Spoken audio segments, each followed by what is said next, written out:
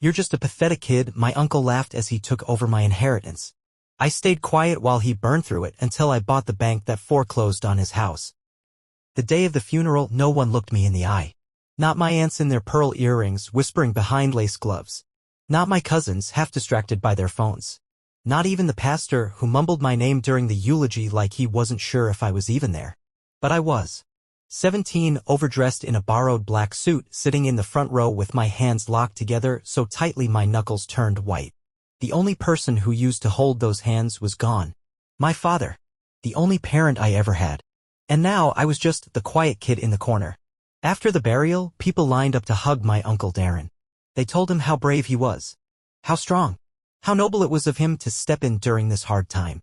He nodded humbly, his arm always resting protectively across my back, like he was doing me some great favor. I didn't speak, didn't cry, just watched the man who used to mock my dad's softness become the hero of the hour. And I waited. The will reading happened 2 days later. It was short, efficient. My father, predictable as always, had outlined everything in perfect order. I leave all financial accounts, properties, and investment holdings to my son, Daniel Carter, to be held in trust until he reaches the age of 25. Darren Carter is to serve as temporary executor with fiduciary responsibility and oversight. That was it. No emotion. No explanation. Just black ink on white paper. The lawyer looked up and smiled kindly. You're a wealthy young man now, he said. Darren chuckled from across the table. Not quite yet, he's not. In the parking lot, my uncle pulled me aside. He placed both hands on my shoulders and leaned in with a grin that didn't reach his eyes. You're just a kid, he said. No offense. But your dad was a dreamer. Always thought you'd figure it out someday. He paused, then smirked. Lucky for you, I'm here to keep that dream alive. I didn't answer. I just looked at the hands still gripping my shoulders. And then I looked at the car behind him, my dad's car, with Darren's monogrammed briefcase already sitting in the passenger seat. That night, I was moved out of our old home. Not to a hotel. Not to my dorm early. To Darren's guest apartment. 2 rooms above a detached garage, just far enough away from his actual house to feel like exile. He said it was temporary. Said he wanted me to have space to grieve. But I knew what it really was. Quarantine. Within a week, my dad's office was cleared out. His accounts, the ones I wasn't allowed to touch yet, were rerouted under Darren's name for safekeeping. The house was listed under a shell LLC. The stocks were restructured. All within the boundaries of the law. Because on paper, Darren was my guardian. And I was just a pathetic kid. I didn't protest. Not once. He expected me to fight. I saw it in his eyes every time he made a new executive decision. He wanted me to snap. To scream. To get angry. Instead, I studied. Listened. Watched. I took note of every phone call. Every transfer. Every unnecessary luxury he needed in order to represent the family trust properly. A new Mercedes. A lakeside retreat. Golf weekends with my dad's former clients, now his. He made sure to remind me. Be glad I'm handling it, he said once, swirling a glass of whiskey by the fire. You just waste it on computer games and pizza. I said nothing. But I remembered every word. At school, people asked why I seemed different. Teachers called me more focused. Classmates joked that I was weirdly quiet. I didn't care. Every spare hour I read. Finance. Contracts. Business law. At night, I reread the trust agreement until I had it memorized. I learned what Darren didn't think I'd ever understand. Executor authority is not ownership. Fiduciary misuse is punishable under civil law. All actions must serve the interest of the beneficiary. The beneficiary was me. The night I turned 18, Darren knocked on my apartment door. He didn't bring cake. Just a smirk. Well, kid, he said. You're officially an adult. He paused. Legally, I still have control of the assets. But I figured you'd want to know how things are going. He handed me a sheet of paper. A summary. Not from the lawyer. From him. Everything's in motion, he said. We're investing aggressively. You'll be rich, no doubt. But don't get used to seeing the details. It'll just stress you out. I scanned the page. Cryptic. Vague. Full of buzzwords. Then I looked up. Thank you, I said softly. And I meant it. Because now I knew what I needed to do. At graduation, he didn't come. But he sent a gift. A Rolex. Used. With a card. Even kids need to look grown up sometimes. I sold it the next week. Used the money to buy an online course in corporate structure and real estate finance. It wasn't about revenge. It was about understanding. And quietly preparing. I saw him once that summer. He pulled up in a new BMW, stepped out in Italian loafers and a linen shirt, gold chain visible through the top buttons. "You think too small," he said, patting the hood. "That was your dad's problem." He had taste, sure, but no vision. He grinned. "Me? I'm building something." I nodded. He mistook it for awe. But I wasn't admiring him. I was measuring him. His overconfidence. His spending habits. The way he spoke about leveraging equity while refinancing the same assets twice. I started tracking everything. Not publicly. Not loudly. Just carefully. I turned 25 last week. And everything changed. The trust unlocked. The funds transferred. The title shifted. I didn't tell him. Not yet. Because the real power wasn't just in having the money. It was in knowing what he didn't know. That his biggest creditor, the one holding the mortgage on his massive, over-leveraged mansion, was a small private bank I now own 68% of. And foreclosure? It was already in motion. There's something liberating about being underestimated. People tell you things they shouldn't. They forget to hide. They assume your silence means emptiness. My Uncle Darren never once asked what I was doing with my time. Where I went, what I studied, what I planned. He thought I'd disappear into nothing. And I let him believe it. The truth was, I was studying him. Every flaw. Every weakness. Every careless mistake wrapped in a designer suit. He played the role of family savior, the successful uncle who took the orphan under his wing. But all he really took was the money. And even then, he didn't understand how little of it he truly controlled. The trust was airtight. My father had built it with a lawyer who thought 10 steps ahead. Yes, Darren had access for management purposes. But every major move had to go through the bank. A small, conservative institution in upstate New York, Carter Baxley Private Trust. My father had picked them because they didn't play games. They didn't care about personalities. Only numbers. I flew out to meet them when I turned 20. Didn't tell Darren. Just booked a flight, wore a borrowed blazer, and introduced myself at reception. The banker who met me, Marian Baxley, third-generation owner, didn't smile much. But she remembered my father. He was meticulous, she said. And clear. I showed her my ID. Explained who I was. Then I said something I'd never said aloud before. I want to understand where everything stands. In detail. She gave me a long look. Then nodded. Let's start with the basics. It took 4 hours. She showed me the files, explained the distributions, the investments, the rules. We reviewed Darren's moves over the last 3 years. Some were legal. Some were questionable. He likes to refinance, Marian said dryly. He calls it creative leveraging, I replied. She didn't laugh. But I saw the glint in her eye. I asked how much of the real estate holdings had been used as collateral. All of it, she said. Then added, including his own house. That night, I sat in a quiet hotel room with a legal pad and a cheap pen and drew a map. A web, really? Assets, liabilities, shell companies, overlapping interests. Everything Darren touched, I tracked it. Every property he tied into a loan. Every business dinner he wrote off. Every person he tried to impress while mortgaging the ground beneath him. He thought he was untouchable. But he was building a tower on sand. And I just found the tide. I didn't confront him. Didn't even hint. Instead, I built. Slowly. Quietly. I started taking online courses, business analysis, corporate law, trust management. Interned at a small equity firm under a fake name. Sat in on foreclosure proceedings. Listened. Learned. I bought my first property at 22. Nothing flashy, a foreclosed duplex outside Albany. I paid cash. Renovated it. Rented it. Sold it 2 years later for a 90% return. Then I did it again. And again. By the time I was 24, I had a portfolio. Small, clean, hidden behind an LLC structure that even Darren wouldn't have recognized. More importantly, I had relationships. With brokers. With lenders. With title companies. And eventually with Carter Baxley. Marian reached out one day and asked if I'd like to invest directly in the institution. A few of our limited partners are aging out, she said. We prefer long-term vision. I didn't hesitate. I bought 20%. Then, 6 months later, another 18%.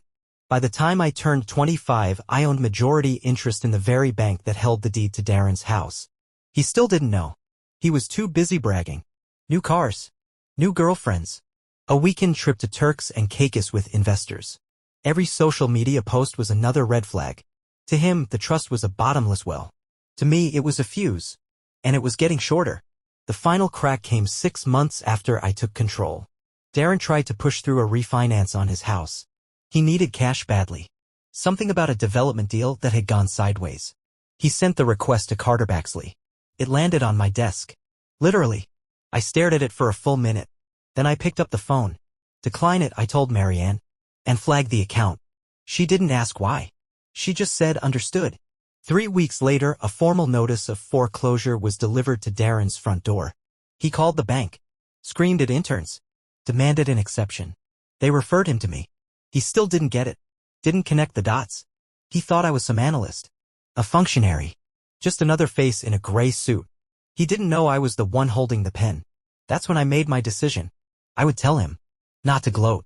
Not to brag. But because he deserved to hear it from the kid he called pathetic. I scheduled the meeting. Told him it was a courtesy consultation from the bank about his options. He arrived 20 minutes late. Wore sunglasses indoors. Smelled like expensive aftershave and desperation. He didn't recognize me at first. Walked into the room, looked around, frowned. Where's the banker? He said. I stood. Right here. He blinked. Laughed. No way. You're Danny? Jesus. What playing dress up these days? I didn't answer. Just handed him the folder. Inside. Copy of the foreclosure notice. Summary of his loan defaults. Ownership records of Carter Baxley. He read the first page. Then the second. His hands started to shake. He looked up. You did this. No, I said. You did this. I just stopped protecting you from the consequences. He stared at me. I raised you, he whispered. You managed me, I corrected. I gave you everything. You spent everything. Silence. Then he said it. You're still just a kid. I smiled. No, Darren. I was. And you made damn sure I learned fast. I stood. I'll give you 30 days. Then we take the house. He opened his mouth. I held up a hand. No threats. No favors. No lawyers. This conversation is over. I walked to the door. Paused. Then added, you should have read the trust documents more carefully. And left. He showed up at my office the next morning. No appointment. No call. Just stormed past reception like he still owned the world.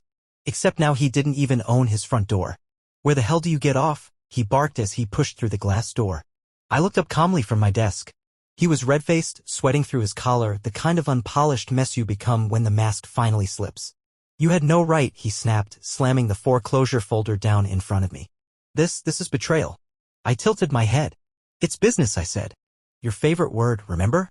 He paced the office like a trapped animal. This is my home we're talking about. No, I replied.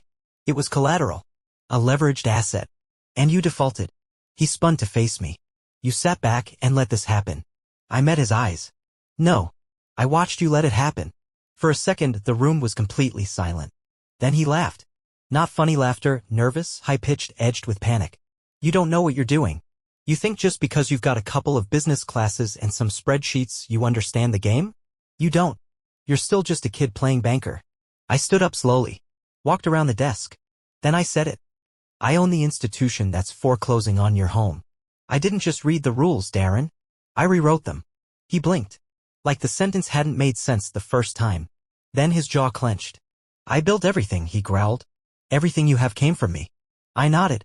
You built a monument to yourself using someone else's bricks. And then you lit the blueprint on fire. He collapsed into the chair across from me. No more shouting. No more posturing. Just exhaustion. You waited, he said quietly. You waited until it would hurt the most. I didn't answer. Because it wasn't about the hurt. It was about the truth. And the fact that no one had ever held him accountable. Until now. He tried one last time. You could stop this, he said. We're family. I looked at him for a long moment. You remember when I turned 18? I asked. He nodded slowly. You brought me a summary of my own finances. 1 page. Vague projections. No details. He looked away. You told me I didn't need to worry. That money would only stress me out. I paused. Do you know what I did that night?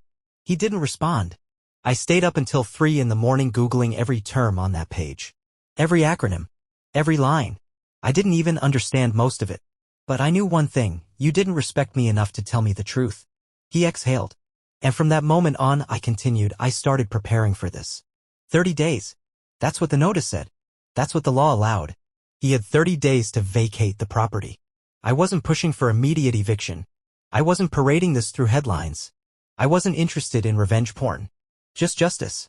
Clean, final, quiet. Over the next month I heard things. That he tried to secure a private loan and failed. That his social circle started thinning the moment the lake house disappeared from his bio. That even the new girlfriend stopped returning his calls. I didn't gloat. Didn't look him up. Didn't answer the vague emails he started sending, first formal, then emotional, then desperate. I let the countdown run its course. And on the last day I drove out to the house. It was raining. Of course it was. Gray sky. Muddy driveway. The lawn overgrown as if the earth already sensed the shift. His car was gone. But the porch light was still on. I knocked. Once. Then again. Finally, the door creaked open. He looked smaller. Not physically. But something about his posture, the shoulders that used to carry arrogance now curved under weight. You came to watch, he said flatly. I came to make sure it's real. He stepped aside. I entered. The inside looked different. Bare walls. Furniture wrapped in plastic. A few boxes by the door. The echo of a life dismantled. He gestured to a folder on the counter. Keys. Codes. Documents. Everything you need. I nodded. He didn't look at me when he asked it. What are you going to do with it? I haven't decided. He laughed bitterly. Let me guess, turn it into a youth center? Or maybe a trust for underprivileged kids just to prove you're better than me. I didn't reply. Because it wasn't about proving anything. That was the part he never understood. You could have destroyed me sooner, he said. I know. Why wait? I looked at him. Because I wanted to make sure I never became you. We stood there in silence. No drama. No shouting. Just two people in the wreckage of choices. Then he asked, so quietly I almost missed it. Was I really that bad? I could have listed the moments. The lies. The dismissals. The time he told me my father had too much heart and not enough spine. But instead I said, you could have protected me. Instead, you spent me. He didn't follow me out. Didn't say goodbye. The door closed behind me with a soft, final click. And that was it. No police. No lawyers. No press. Just a man leaving a house that never really belonged to him. And another walking away not with vengeance but with clarity. I didn't keep the house. Didn't renovate it. Didn't move in. Didn't burn it down either. I sold it. Quietly. Cleanly. Took the funds and split them 3 ways. 1. A scholarship fund in my father's name. 2. A seed investment in a startup for kids aging out of foster care. 3. A new life, simple, unannounced, mine. Because in the end it wasn't about winning. It was about no longer playing his game. I didn't tell anyone I sold the house. No announcement. No grand statement. Just a quiet signature in a quiet office on a rainy Tuesday. The new owners were a retired couple from Oregon. They loved the staircase. The bay window in the study. The old fireplace. They didn't care who had lived there before. To them, it was just a place to begin again. And that was exactly why I picked them. Because that's what I wanted too. I moved into a small 2-bedroom house an hour out of the city. No mortgage. No staff. No one calling me sir. Just silence, a backyard that needed mowing, and a cat I hadn't planned to adopt, but who decided I was his anyway. The kind of life Darren would have mocked. And the kind of life I chose deliberately. I didn't track him. Didn't ask mutual acquaintances. Didn't Google his name. But still I heard things. That he moved to a 1-bedroom condo in a converted mill. That his car got repossessed. That someone saw him handing out business cards at a real estate mixer, pitching himself as an advisor.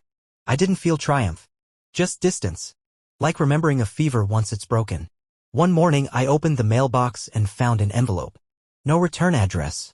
No handwriting I recognized. Inside, a single piece of lined notebook paper torn from a spiral. You were right. I never protected you. I protected what I thought I was owed. And it cost me everything. D. I stared at it for a long time, then folded it once and placed it in the drawer where I kept my father's letter, the one he left inside the trust file. I never wrote back. There was nothing left to say. Some people think closure comes with confrontation. That you need the perfect monologue, the final slam of the door, the last word. But I don't believe that anymore. Closure, I've learned, is a choice. It's walking away when you finally realize there's nothing worth carrying. I still think of my father sometimes. Not the way he looked in the hospital, but the way he whistled when he cooked breakfast. The way he kept quarters in his glove box for parking meters. The way he used to say, people show you who they are. You just have to be quiet enough to see it. He'd shown me everything I needed to survive. And now I was living proof. On the first anniversary of my inheritance unlocking, I took a train upstate and visited the Carter-Baxley office. Marianne met me in the lobby. She smiled just a little and handed me a small box. Inside was a brass nameplate. Daniel Carter, partner, strategic oversight. Thought you might want to make it official, she said. I nodded, then told her I wouldn't be renewing my voting shares next year. She raised an eyebrow. Walking away? Walking forward, I said. That night, I stood on my back porch, barefoot, holding a chipped mug of coffee. The wind moved through the trees like it had somewhere to be. I wasn't angry. I wasn't planning. I wasn't proving anything to anyone. I was just here. Alive. Unburdened. Free. People ask sometimes what I would say to Darren now. And I think about it. I think about the kid I was. The boy who sat in that garage apartment after the funeral, staring at a single page of lies disguised as financial summary. I think about the nights I stayed up until morning chasing terms I barely understood. I think about how badly I wanted to be respected, seen, acknowledged, and how none of that matters anymore. Because here's the truth. He didn't ruin me. He raised me. Not the way he meant to, but by accident.